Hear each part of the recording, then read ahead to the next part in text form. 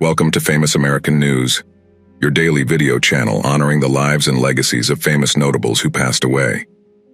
In this video, we will discuss the unfortunate updates regarding Gary Sinise. Before we get into that, we have a special request. Subscribe to our channel, share it with your friends, and leave a like to help us bring this content to more and more people. Thank you. We lost a spooky legend, Lisa Loring, the actress who played Wednesday Addams on the classic 60s TV show The Addams Family, passed away at 64. Remember Wednesday, the creepy, pig-tailed kid who loved all things dark and gloomy? That was Lisa. Her performance was so awesome it set the bar for all Wednesdays to come, including the one in the new Netflix show everyone's been raving about. Lisa only played Wednesday for 2 years, but she totally owned the role. She even mentioned in interviews that she had to learn her lines before she could even read. Talk about dedication. After The Addams Family, Lisa kept acting throughout the 70s and 80s, but eventually took a break in the late 80s. Despite facing some tough times, she always cherished her memories of working on the show and considered her castmates like family. Lisa Loring might be gone, but her unforgettable Wednesday Addams will always be a cherished part of pop culture history. Rest in peace, Lisa. Buddy Duress, who stole scenes alongside Robert Pattinson in the movie Good Time, passed away at the age of 38. His brother recently shared that the cause of passing was cardiac arrest. Duress started acting in 2014 and quickly gained recognition for his raw talent. He played alongside Pattinson in Good Time, leaving a lasting impression on audiences and director Jay Corrales. Corrales spoke fondly of Duress, calling him one of the most entertaining people he'd ever met. He admired Duress's unique energy and presence, which he brought to all his films, including Person to Person and Funny Pages. Duress had 2 projects in the works before his passing, and his presence will be missed in the independent film scene. He leaves behind a mother, brother, and a legacy of captivating performances. Sad news for TV fans. Dan Wilcox, the writer and producer who helped bring us the unforgettable ending of MASH, passed away recently at 82. Wilcox wasn't just about the finale, though. He had a long career in television, starting with Sesame Street, where he even won an Emmy. He went on to write for shows like Alice and Good Times, making us laugh along the way. But MASH was definitely a highlight. He joined the show in the later seasons and even became a producer, helping craft the epic series finale that remains the most watched non-sports program in TV history.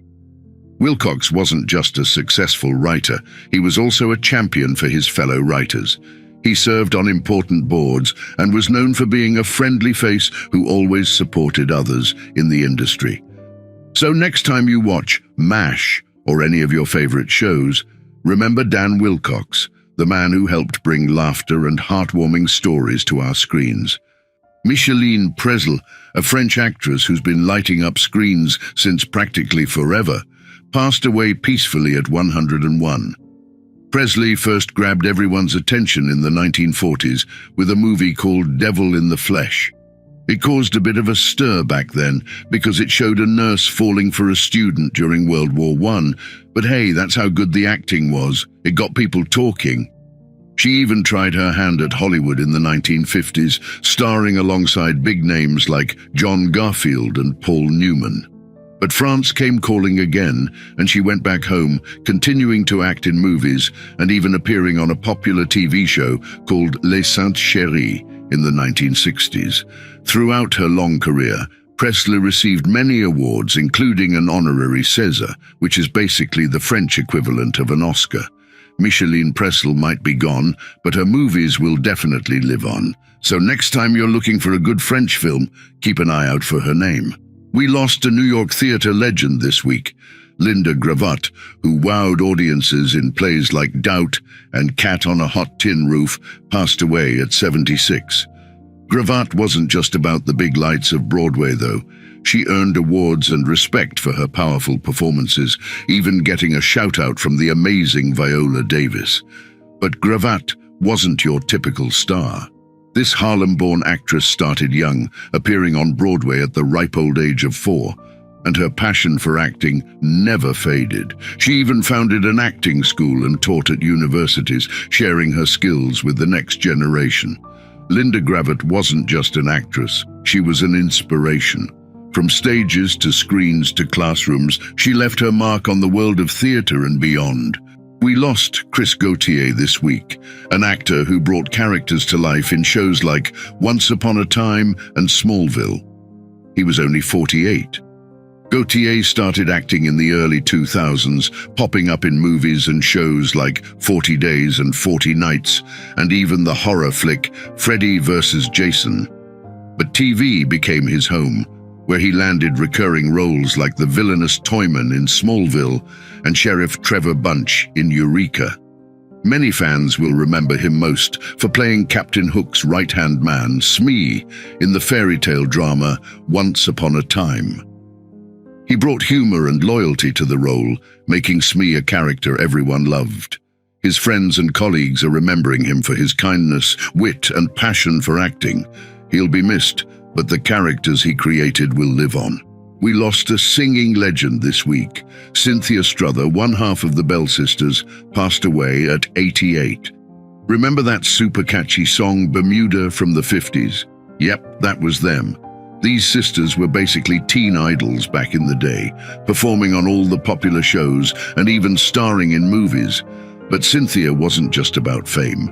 She wrote Bermuda herself at the young age of 16 and was known for being super down-to-earth and passionate about music. After her singing days, Cynthia did something truly amazing. She became a swimming instructor for kids and adults with disabilities. Cynthia's music and her kindness will definitely leave a lasting impression on the world.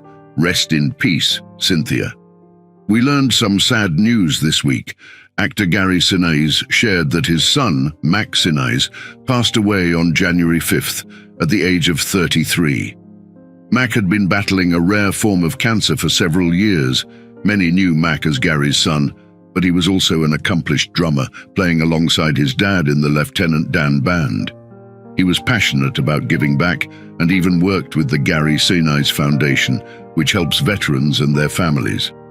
Mac's spirit and determination were truly inspiring. Even after his diagnosis, he kept pursuing his love of music and even created an album called Resurrection and Revival before he passed. Gary shared his grief and spoke about how strong and resilient Mac was throughout his battle. He also acknowledged the pain of losing a child and offered his support to others facing similar losses. Mac's music, his work with the foundation, and the impact he had on those around him will leave a lasting legacy. He'll be deeply missed by his family, friends, and everyone whose lives he touched.